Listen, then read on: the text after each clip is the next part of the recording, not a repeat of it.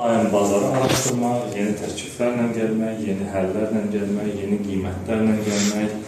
Yəni, bir satan alması daim oturub yerində, komfort zonada 3-5 şirkət tanıyır, elə onlarla işləyirsə, bu satlanması deyil mənə görə. Daim bazara çıxmalıyıq, yeni təkliflərə baxmalıyıq, çağırmalıyıq şirkətləri, görüşməliyik. Bu günə kimi 5 opsiya vardır. Bəlkə 6-cı təklif deyə bilir sizə. Bəlkə yeni çeşidi gəlib, yeni stoku gəlib. Məlumatlı olmaq, onlarla bir əlaqəyə keçmək, bir arada görüşmək onlarla. İndi digər metodlar da var, bir-bir keçəcək üstündə. Ümumiyyətlə, yerli və xarici bazarlar anlayışı var. Yerli bazar bizim hazırda fəaliyyət göstərdiyimiz Azərbaycan bazarıdır. Xarici bazar isə yəni bizdən ölkə hüdudlarından kənarda istənilən bazar biz üçün xarici bazar sayılır. Rusiya, Türkiyə, Çin, Amerika və s. istənilən nöqtədə məhsul təminat edə bilər. Hər bir ölkədə, hər bir ölkənin bazarı və orada fəaliyyət göstərmək, o ölkə ilə biznes aparmaq, hər hansı bir alış-veriş fəaliyyət aparmaq özəldir və burada milli, mədəni, etnik xüsusiyyətlər ortaya çıxır. Məsələn, mənim təcrübədən keçdiyim bir şey var ki, hər bir millətlə onun dilində danışanda daha yaxşı qiymətlə razılaşa bilirsən.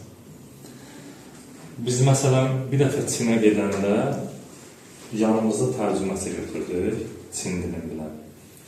O adamın vasitəsilə biz həmin Çin şirkətindən bu günə qədər razılaşa bilmədiyimiz biz razılaşma əldə elədik. Münasibətləri ümumiyyətlə dəyişdi bizə 360 dərəcə. Daha bir insan emosional varlıqda sonuçta, yəni insan emosiyalardan ibarətdir. Yəni, onların o emosional varlıqlarına toxunmağı bazardıq. Yəni, onlarla Çin dilində danışmağı. Bu, bir çox millətlərdə keçərdir. Almanla Alman dilində danışıb daha yaxşı təklif ala bilərsən, nəinki ingilis dilində danışıb.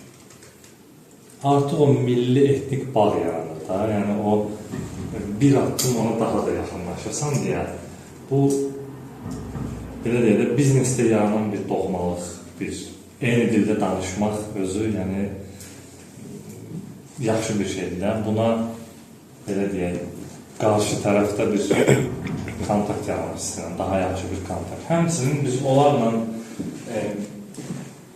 əməkdaşlıq edən zaman onların mənəvi dəyərlərinə, onlar üçün müqəddəs sayılan şeylərə hörmətlə yanaşmalıyıq. Hər bir ölkədə, məsələn, deyək ki, bir ölkələ işləyiriksə, məsələn, onlara, tutalım, İsraildən mal aldıqsa, məsələn, bizə lazım ki, o malı İsraildən alaq gətirək, düzdürmü? Onlarla söhbət əsnasında, onlarla olan düşmən dövlətlərlə bağlı məsələlər danışmaq, onların hər hansı bir siyasi məsələni götürüb müzakirə eləmək, o əməkdaşlığa mənfi təsir edə bilər. Və yaxud onlara qarşı əks arqument gətirmək ki, siz bunu belə edirsiniz, əslində belədir bu. Yəni, bizim məqsədimiz o şirkətdən distributorluq almaq, onlarla bir biznes partnerluq qurmaqdırsa, onlara uyğun dəyərləri, yəni onların hörmət elədiyi şeylərə biz də hörmətlə yanaşmalıyıq.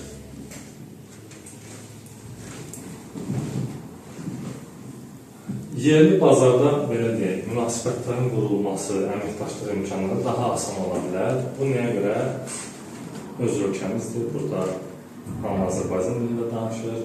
Qanunvericiliyi hamı üçün bərabərdir, keçərlidir.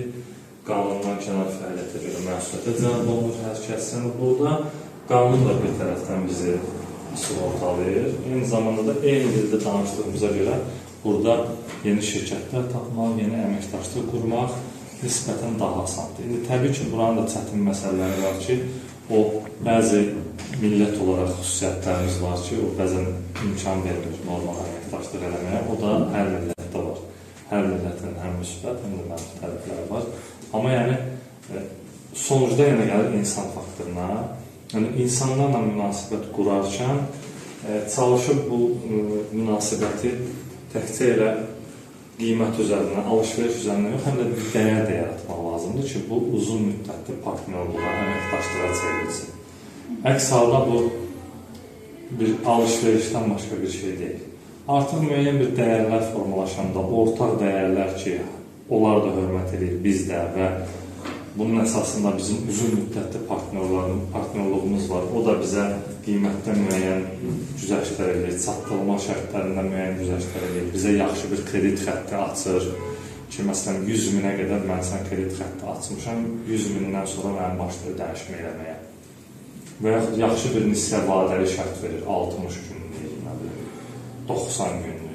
Yəni bu müəyyən artıq dəyərlər, partnyorluq formalaşandan sonra yaranan bir şey ki, qarşılıqlı inam yaranır və yalnız ondan sonra şirkətlər başlayır bir-birinə inanmağa, güvənməyə və bəzi kompromislərə getməyə.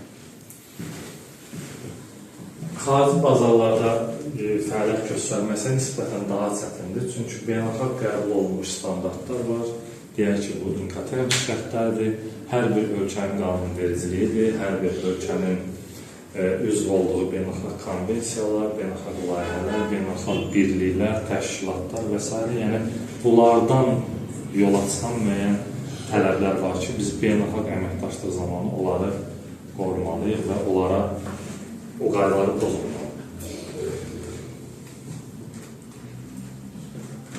Potensial şirkətləri necə tapa bilərik bazarda?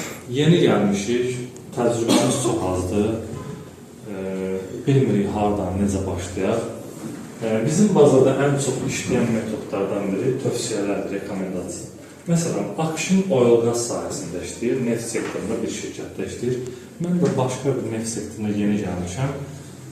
Araşdırıram, istədiyim şirkətləri tapa bilmirəm. Yəni,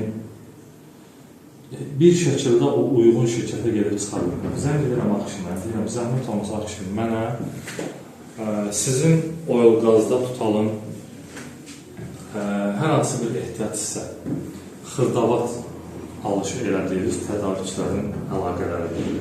O sizə birbaşa hətta WhatsApp üzərindən nömrə göndərir, kontakt, birinci ələ birbaşa çıxırsınız. Və yaxud, Aynur xanım istehsalat sahəsindədir, siz də yeni gəlmiş istehsalat, sizə etiket lazımdır. Və yaxud butulka lazımdır, tetrapak lazımdır.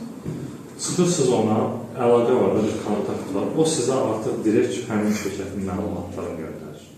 Bunlar hamısı tövsiyə və rekomendasiyadır, bizim bazarda çox işləyir.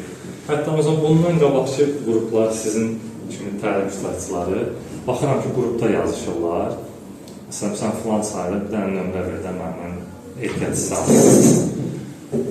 Mən də demişəm ki, bir-birinizlə danışın, artıq son momentdə mənə çıxın ki, bizə filan məhsul lazımdır, kimdən ala bilərik.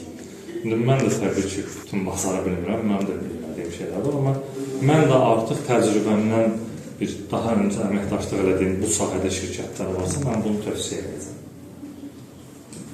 Bu çox önemlidir. Tövsiyə rekomendasiya çox işləyə modeldir və sizi birbaşa həmin şirkətin səlahiyyətli nümayəndəsinə çıxarda bilir. Kataloqlar.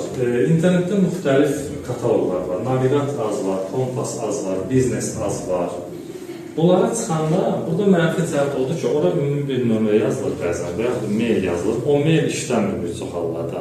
012 ilə nömrə yazırlar, zəng edirsən, heç kim cavab vermir. Yəni, nömrə qoyurlar, bu nömrəyə zəng çatmır və yaxud nömrə təyin olunmuyor kimi bir məlumatlar gəlir. Ona görə bu bizə çox kömək olur deyə bilmərəm.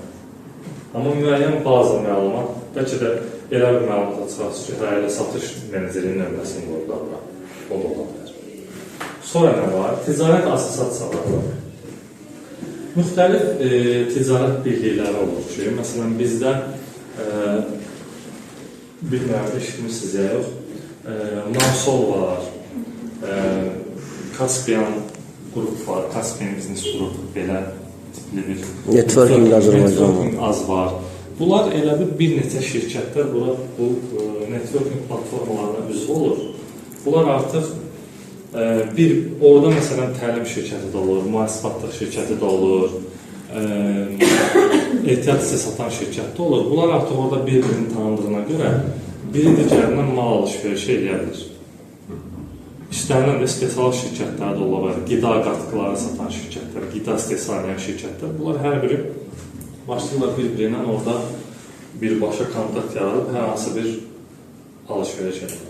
Sonra biznes məsləhətləri, müəyyən konsultantlar var ki, bazar araşdırması üzrə və yaxud bir deyək ki, uzun müddətli bazarda da artıq yaxşı tanıyır bazarı. Məsələn, mən kimi, məndən soruşursunuz ki, müəllim, bizə bu istiqamətdə hansısa dəstək lazımdır. Biz üçün bir bazarlaşdırması ilə məhsulları verir. Və yaxud sizin portfolyozda daha öncə filan istiqamət üzrə çalışdığınız şirkətlər varsa, onları bizə tövsiyə edin. Metodlardan biri sərgilər. Satın almacılar mütləq şəkildə periodik olaraq sərgilərə qatılmalıdır. Öz sahəniz üzrə sərgilərə təbii ki. Məsələn, siz istehsalat şirkətindəsə sənaye yönümlü, qablaşdırma sərgiləri olur, ehtiyat hissələrlə bağlı inşaat sərgiləri olur, sənaye sərgiləri olur. Onlara qoşulmaq lazımdır. İstər yerli, istər xarici.